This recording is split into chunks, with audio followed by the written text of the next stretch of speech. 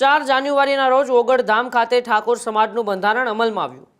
ગેનીબેન ઠાકોર, અલ્પેશ ઠાકોર સહિતના આગેવાનોના આગેવાનીની અંદર ઠાકોર સમાજનું બંધારણ અમલમાં આવ્યું. પરંતુ ત્યારબાદ એ બંધારણના અમલવારી બાદ એવો નિયમ પણ કરવામાં આવ્યો હતો કે જે આ ઠાકોર સમાજના બંધારણમાં 16 મુદ્દાઓ દર્શાવ્યા છે તેમનું ઉલ્લંઘન કરશે તો એ ઉલ્લંઘન બાદ તેમને સમાજમાંથી બહિષ્કાર કરવામાં આવશે. અને 3 દિવસ પહેલા એ ઠાકોર સમાજના સિંગર ગબ્બર ઠાકોર અને અર્જુન ઠાકોરના પરિવારમાં એક લગ્ન હતા અને લગ્નમાં ડીજે સાથે વરઘોડો કાઢ્યો અને વિડીયો સોશિયલ મીડિયામાં વાયરલ થતા હવે ખળભળાટ મચ્યો હતો. તેમનો બહિષ્કાર પણ કરવામાં આવ્યો હતો. પરંતુ ત્યારબાદ હવે ઠાકોર સમાજના આગેવાન એ નવઘણજી ઠાકોર અને ગબ્બર ઠાકોર વચ્ચેની વાતચીતનો ઓડિયો વાયરલ થાય છે અને ઓડિયોને લઈને હવે ખળભળાટ મચ્યો છે. શું એ ઓડિયો ક્લિપની અંદર નવઘણજી ઠાકોર અને ગબ્બર ઠાકોર સમાજના બંધારણને લઈને વાતચીત કરી રહ્યા છે અને આ ઓડિયો ક્લિપને લઈને હવે સમાજમાં કેમ ખળભળાટ મચ્યો છે તેની આજે આપણે વાત કરવી છે. 3 દિવસ પહેલા સોશિયલ મીડિયાની અંદર એક વિડીયો વાયરલ થાય છે. એ વિડીયો એ ગબ્બર ઠાકોર અને અર્જુન ઠાકોરના પરિવારમાં એક લગ્ન હોય છે અને લગ્નમાં ડીજેના તાલે ડીજે ઉપર ગીત ગાતા ગાતા વરઘોડો આખા ગામની અંદર કાઢવામાં આવે છે અને ત્યારબાદ એ વિડીયો જોતા જ સમગ્ર ઠાકોર સમાજમાં એક ઉગ્ર આક્રોશ જોવા મળી છે. આગેવાનો એ ગબ્બર ઠાકોર અને અર્જુન ઠાકોરની વિરોધમાં સૂર માંડે છે. તેમને સમાજમાંથી બહિષ્કાર કરવાની વાત કરે છે કારણ કે તેમણે સમાજનું બંધારણ તોડ્યું છે અને સમાજનું બંધારણ જ્યારે અમલમાં કરવામાં આવ્યું ત્યારે જ વાત કરવામાં આવી હતી કે જે કોઈ પણ સમાજનું બંધારણ તોડશે તેમને સમાજમાંથી બહિષ્કાર કરવામાં આવશે અને તેને લઈને જ તેમને સમાજમાંથી બહિષ્કાર પણ કરવામાં આવ્યા. એક બેઠક પણ યોજવામાં આવી અને બેઠકમાં સૌ આગેવાનો ઉપસ્થિત રહ્યા હતા.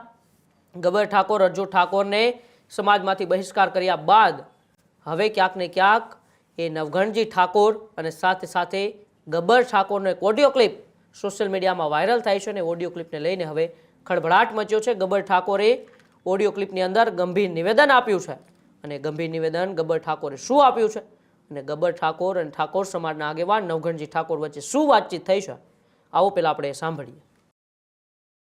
ડીજે ફેરવીને કલાકારને ઓહે મેલ્યો કે ભાઈ તારે ગોમે ગોમ ગોદરે ડીજે વગાડી લોકોને કહેવાનું હાથ મારે વડું આવો, હાથ મારે વડું આવો. એક ઠાકોર એક રિવાજ. તો તમે બધાને પૂછીને બધાને ફોન કર્યા જો સંદણજી ને હાજર, તો મારા નંદોજી હાજર, અમરતજી ને ફોન કર્યો બરાબર. જ્ઞાની બેન ને તો કર્યો કે આ 42 ગોળો આટલા પૂરતો બોલાવાના આગેવાનો તો 42 ના જ આગેવાનો બોલાવાના હતા બરાબર. અને અહીંયા અમે બંધારણ નક્કી કર્યું ને એ બંધારણ ચંદનજી જ ઉભા કરીને પેશ કર્યું હતું. તો ચંદનજી કાલની એક મીટિંગ મારા ઉપર એક અન્યાય થયો છે એ મીટિંગમાં ચંદનજી બી હાજર હતા. આ લોકોને સીધો મને પૂછ્યા વગર કે અમારા ગામમાં કોઈ બંધારણની કોઈ વસ્તુ થઈ નથી. 42 મેં તમારા કન પત્રિકા માંગી હતી. હવે માંગી હતી તમે મને વોટ્સઅપ કરી હતી. હવે એ પત્રિકા મુજબ એના અંદર બંધારણ છે એનું મેં પૂરેપૂરું પાલન કર્યું છે. હું ઝોનની અંદર ડીજે નથી લઈ ગયો બરાબર. મેં અમારા ગામમાં વગાડ્યું છે અને એના અંદર લખેલું છે બરાબર. અમે અમારા 42 નું પૂરેપૂરું પાલન કર્યું છે. એના અંદર કોઈ અમે ઉલ્લેખ કર્યો નથી સમાજનો કે કોઈ તોડ્યું નથી. તો આ લોકોને મને સીધો દેશદ્રોહી અને કહેવાનો મતલબ કે સમાજ બહાર કહી દીધો છે ડાયરેક્ટ. આ લોકોની બી હાજરી હતી સાહેબ બરાબર. અને મને બોલાયા કોઈ પૂછ્યું જ નથી પેલા તો. અમારો ન્યાય માંગવાનો અધિકાર હાલની તારીખમાં પૂર્વ પ્રમુખ ઉમેશજી, ચાલુ પ્રમુખ ચંદનજી બરાબર. વડું 42 ભેળી કરીને તમે ન્યાય માંગો ભાઈ આ રી પત્રિકા મેં કોઈ અમથું ઉલ્લંઘન કર્યું હોય તો તમે દંડ કરો ભોગવવા તૈયાર છો. કદાચ બને સમાજ બહાર કાઢ્યો છે. તમે મારાથી વાત કરી છે કદાચ કાલે તમને સમાજ બહાર કાઢી દે તો કોઈ વધો નહીં. હું સાચા માણસ ને કોઈ ચિંતા મને છે ને બાપુ. અને ખબર ભાઈ જુઓ મારી વાત સાંભળો. આ બધા ધારાસભ્યો સંસદો તો કોંગ્રેસ અને ભાજપના છે. એમને ટિકિટો લઈને ચૂંટણી લડવાની છે. લોકોને પાસેથી મત લેવાના છે. મારે તો હું ચાચરે દાદાના મંદિરે ગુજરાતમાં જયારે કોઈ સંગઠન નતું, કોઈ સેનાઓ નથી, કોઈ હતું નહીં તાર આખા ગુજરાતમાં ફર્યો છું. આ લોકો તો મારી ટીકા કરતા હતા કે એને ચૂંટણી લડવી છે. અચ્છા, તમને પણ બહુ હેરાન કર્યા છે. હું તો હેરાન એટલે મને તો આ લોકો મારા વિશે ખરાબ વિડિયા બનાવે, ખરાબ લખે, દારૂડિયા કે જેને જે કેવું હોય કે મને કોઈ વાંધો નથી.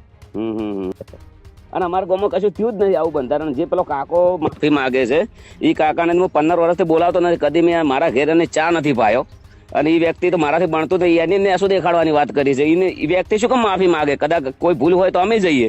પણ તો ગોમ લેવલમાં હોવું નાના મોટું હોય.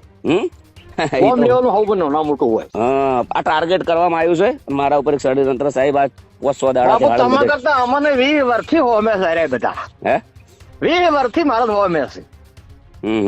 આ લોકોને કેવું છે ખબર? અમારા ઓગળ સભા હતી, અહીંયા આ લોકો એવું નક્કી કર્યું ઓગળની સભામાં કે ધારાસભ્ય કે સંસદ હોય બોલે.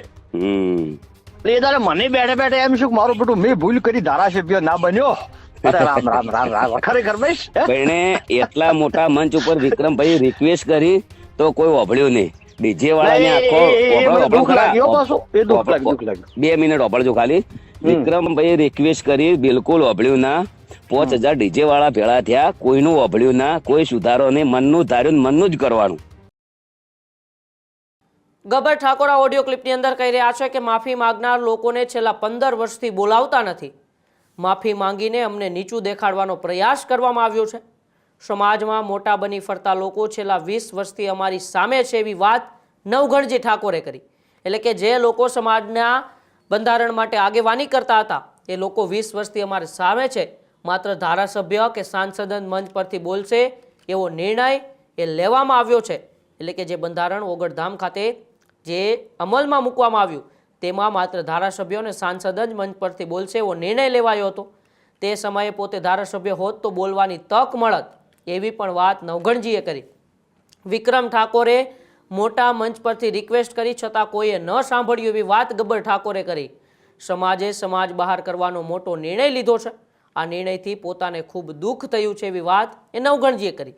બેઠકનું નેતૃત્વ પૂર્વ ધારાસભ્ય ચંદનજી ઠાકોરે કર્યું હતું. એટલે કે જે બેઠક જે ગબ્બર ઠાકોરને સમાજની બહાર કરવાની થઈ હતી તેનું એ નેતૃત્વ હતું એ પૂર્વ ધારાસભ્ય ચંદનજી ઠાકોરે લીધું હતું એવી વાત પણ નવઘણજી કરી રહ્યા છે.